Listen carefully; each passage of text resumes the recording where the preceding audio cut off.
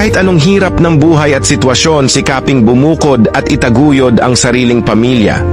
Bumukod, kasundo mo man o hindi ang biyenan.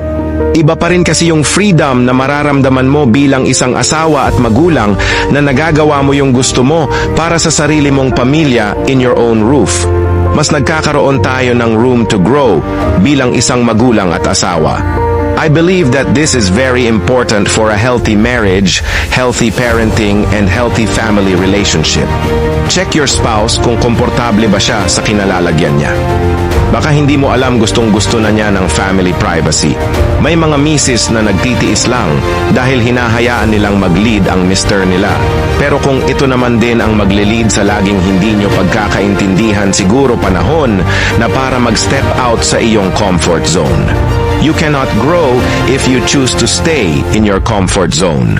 Minsan may mga mister na kailangan lang ng konting push, pero samahan natin ng support at panghihikayat na kaya niya at kaya ninyong mag-asawa.